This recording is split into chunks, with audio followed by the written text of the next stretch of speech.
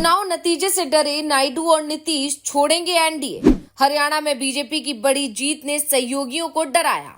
चुनाव नतीजे बीजेपी के सहयोगियों के लिए बड़ी चेतावनी। बीजेपी का जिन्होंने दिया साथ, जनता ने सिखा दिया सबक। हरियाणा और जम्मू कश्मीर के चुनाव नतीजे सामने आ चुके हैं। जम्मू कश्मीर में इंडिया गठबंधन की सरकार बनी है तो हरियाणा में जीत बीजेपी के हाथ लगी है। जम्मू कश्मीर में इंडिया गठबंधन को 49 सीटों पर जीत मिली है तो हरियाणा में बीजेपी को 48 सीटें मिली हैं। कांग्रेस का हरियाणा में वोट शेयर तो जबरदस्त तरीके से बढ़ा, लेकिन उसकी सीटें उस हिसाब से नहीं बढ़ पाई। 2019 में कांग्रेस को 28% वोट मिला था, जो इस बार बढ़कर 39% हो गया, लेकिन सीटों की संख्या 31 से बढ़कर 37 ही पहुंच पाई।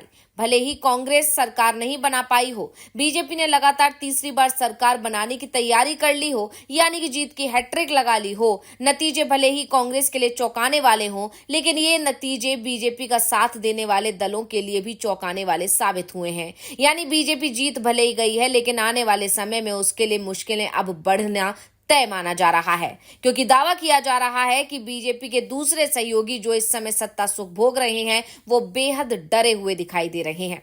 चंद्रबाबू नायडू और नीतीश कुमार, जो कि केंद्र सरकार में सहयोगी दल हैं बीजेपी के, उनके लिए विचार करने का समय आ गया है कि आखिर वो अब क्या करें, क्योंकि बीजेपी के साथ गठबंधन में उनका भविष्य अंधकारमय दिखाई दे रहा है। हरियाणा और जम्मू कश्मीर के चुनाव ने तो ये बता दिया कि बीजेपी का साथ देने वाला डूब जाएगा, कहीं का नहीं रहेगा, मतदाता उससे रूठ जाएगा। तो कैसे हरियाणा और जम्मू कश्मीर के चुनाव ने बीजेपी को डाल दिया संकट में, और क्यों सहयोगी दल हैं डरे हुए, इसी पर हम करने वाले हैं इस रिपोर्ट में बात। तो जैसा कि आप जानते हैं, अभी मोदी सरकार सहयोगी दलों पर टिकी हुई है।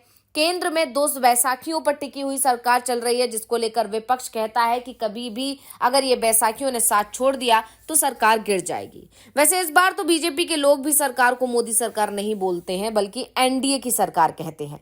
इसलिए ये सरकार मुश्किल में है, क्योंकि सरकार में शामिल पार्टियां कभी भी समर्थन वापस ले सकती हैं। नीतीश कुमार और चंद्रबाबू नायडू इस समय शांत दिखाई दे रहे हैं, और उनकी ये खामोशी बीजेपी को डराने वाली कही जा रही है। वैसे भी राजनीति में जब सहयोगी दल शांत दिखाई दे तो समझा जाता है कि कुछ बड़ा होने वाला है, और अगर सहयोगी नीतीश कुमार या फिर चंद्रबाबू नायडू जैसे हो तो फिर शंका आशंका कुछ ज्यादा ही दिखाई देने लगती है, क्योंकि इन दोनों ही नेताओं को पलटी मारने का इतिहास रहा है। नायडू ने 6 साल में 3 बार पलटी मारी तो नीतीश कुमार ने 4 बार। पलटी मारने के खेल में ये दोनों ही नेता और दल माहिर हैं, और कहा जा रहा है कि एक बार फिर से ये नेता पलटी मारने की तैयारी कर रहे हैं, जिससे बीजेपी परेशान नजर आ रही है। और अब जब हरियाणा और जम्मू कश्मीर के चुनाव के परिणाम आए तो फिर तो इन दोनों ही दलों को परिणामों ने डरा दिया। वैसे तो दोनों ही राज्यों में बीजेपी फायदे में दिखाई दे रही है। हरियाणा में उसकी सरकार रिपीट हो गई है। पहले जहां बहुमत नहीं था, बहुमत से इस 6 सीटें कम थी, सहयोगियों का दबाव बना रहता था, वहीं इस बार आंकड़ों ने चौंका दिया और पूर्ण बहुमत की सरकार बीजेपी ने बना ली। बीजेपी ने अब तक की सबसे ज्यादा सीटें इस बार हरियाणा में हासिल की हैं, तो जम्मू कश्मीर में भी उसका प्रदर्शन अब तक का सबसे अच्छा प्रदर्शन रहा है। उसे 29 सीटें मिली हैं। बीजेपी का प्रदर्शन तो अच्छा रहा है, लेकिन सवाल उससे ये पूछा जा रहा है कि जिन्होंने बीजेपी का साथ दिया वो लोग हैं कहां। तो पता चलेगा कि सभी चुनाव हार गए हैं। इसकी शुरुआत पहले हम हरियाणा से करते हैं और फिर हम आपको जम्मू कश्मीर के बारे में भी बताएंगे। तो आपको बता दें कि 2019 में जब हरियाणा में विधानसभा हुए थे तो बीजेपी को 40 सीटें मिली थी। बहुमत के लिए उसे जेजेपी, हरियाणा लोकहित पार्टी और कुछ निर्दलीय विधायकों के समर्थन की जरूरत पड़ी थी। बीजेपी ने इसके सहारे सरकार बनाई और 4.5 साल तक सरकार चलाई थी। बाद में कुछ निर्दलीय विधायक और जेजेपी बीजेपी से अलग हो गई, लेकिन बीजेपी की सरकार बनवाने का नुकसान सभी को उठाना पड़ा, क्योंकि बीजेपी तो आगे निकल गई लेकिन सहयोगी पिछड़ गए। बीजेपी की सीटों की संख्या भले ही बढ़ गई, लेकिन जेजेपी, हालोपा और निर्दलीय विधायकों को जनता ने अच्छा सबक सिखा दिया, सभी को बुरी तरह से हरा दिया। जेजेपी जो 2019 में 10 सीट लेकर किंग मेकर बन गई थी, इस बार उसका खाता तक नहीं खुला है। पूर्व डिप्टी सीएम दुष्यंत चौटाला उचाना कला सीट से 6वें नंबर पर आए हैं। मात्र 6000 वोट ही उनको मिल सके हैं, यहाँ तक कि उनकी जमानत जब्त हो गई है। दुष्यंत के भाई दिग्विजय चौहान भी चुनाव हार गए हैं। हरियाणा लोकहित पार्टी के प्रमुख गोपाल कांडा भी चुनाव हार गए हैं। उनके खिलाफ बीजेपी ने सिरसा से अपना उम्मीदवार तक वापस ले लिया था, लेकिन जनता ने फिर भी कांडा के हिस्से हार लिख दी। नतीजा बीजेपी का समर्थन। वहीं निर्दलीय उम्मीदवार रणजीत चौटाला, जो पूरे 5 साल बीजेपी की सरकार में मंत्री रहे, वो भी इस बार निर्दलीय चुनाव लड़े लेकिन हार गए। वैसे देखा जाए तो सहयोगी ही नहीं, सैनी की सरकार में बीजेपी के जिन नेताओं को मंत्री बनाया गया था, उन नेताओं को भी टिकट दिया गया और उसमें से सिर्फ 2 ही जीत पाए, जबकि 9 मंत्री चुनाव हार गए। यानी कि कुल 11 मंत्रियों को बीजेपी की तरफ से टिकट दिया गया था और नतीजे जो आए वो उनके पक्ष में नहीं आए। तो शुरुआत में तो सैनी भी पीछे ही चल रहे थे, लेकिन बाद में उन्होंने आसान जीत हासिल भी कर ली। यानी हरियाणा में बीजेपी का जिस दल ने साथ दिया, जनता ने उसका सूपड़ा साफ कर दिया है।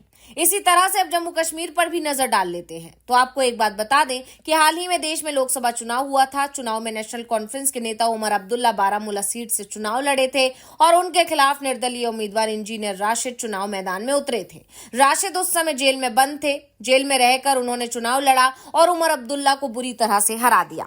बीजेपी को इंजीनियर राशिद में उम्मीद की किरण दिखाई दी। विधानसभा चुनाव से ठीक पहले राशिद की रिहाई का रास्ता निकाला गया। इंजीनियर राशिद ने पूरे कश्मीर रीजन में अपने समर्थक उम्मीदवार उतार दिए, जमात से गठबंधन किया। संकेत यहां तक मिलने लगे थे कि इंजीनियर राशिद चुनाव के बाद बीजेपी के साथ भी जा सकते हैं, यानी कि गठबंधन कर सकते हैं। और इसी संभावना के चलते जनता ने राशिद के समर्थकों को वोट ही नहीं दिया।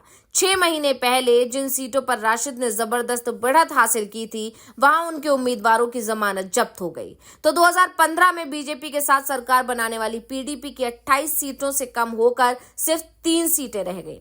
वहीं सज्जाद लोन की पार्टी के पास भी 2 विधायक थे। इस बार उनका खाता तक नहीं खुल पाया। सज्जाद लोन खुद चुनाव हार गए हैं। यानी जिन जिन लोगों ने बीजेपी का साथ दिया, जनता ने उन्हें पूरी तरह से नकार दिया। ऐसे में कहा जा रहा है कि बीजेपी के दूसरे सहयोगी इसे अपने लिए वार्निंग मान रहे हैं।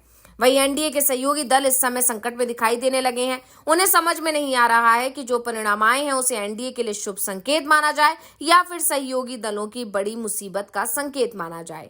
जो भी हो, लेकिन एक बात साफ है कि एनडीए के 2 सबसे बड़े घटक दल जेडीयू और टीडीपी इस नतीजे से बेहद डरे हुए दिखाई दे रहे हैं। उन्हें एक बात साफ साफ समझ आ रही है कि बीजेपी की दुश्मनी में जितना नुकसान नहीं होता है, उससे ज्यादा नुकसान उसकी दोस्ती में हो जाता है। दुश्मनी में तो शायद केंद्रीय जांच एजेंसियों के कुछ छापे पड़ जाते हैं, ज्यादा हुआ तो 2-4 महीने के लिए जेल जाना पड़ सकता है, लेकिन दोस्ती अगर कर ली बीजेपी से तो उसमें तो पार्टी से ही हाथ धोना पड़ सकता है। यानी पार्टी ही खत्म हो जाती है, राजनीति ही खत्म हो जाती है। ऐसे में नायडू और नीतीश के लिए बड़ा संकेत माना जा रहा है। वैसे भी कहा जा रहा है कि इस बार संसद के शीतकालीन सत्र में बीजेपी की तरफ से यूजीसी, वक्फ बिल जैसे कुछ विधेयक पेश किए जा सकते हैं और इन्हें लेकर हंगामा मचना तय माना जा रहा है, जिससे एनडीए में टूट हो सकती। अब इस तरह की आशंकाएं बीजेपी को तो पहले से ही डराई नहीं थी, लेकिन हरियाणा और जम्मू कश्मीर चुनाव में जिस तरह से बीजेपी के सहयोगियों को जो है गायब होते देखा, जिस तरह से उनका सूपड़ा साफ होते देखा, उससे अब सहयोगी दल भी बीजेपी से डरे हुए नजर आ रहे हैं और संभावना जताई जा रही है कि एनडीए के जितने भी सहयोगी दल हैं, अब वो बीजेपी से अपनी दूरी बना सकते हैं। तो इस रिपोर्ट को लेकर आपका क्या कहना है? आपको ये जानकारी कैसी लगी? हमें कमेंट करके अपनी राय जरूर दीजिएगा। इसी के साथ इस वीडियो को लाइक करना, शेयर करना ना भूलें। साथ ही चैनल को सब्सक्राइब करना बिल्कुल ना भूलें। धन्यवाद।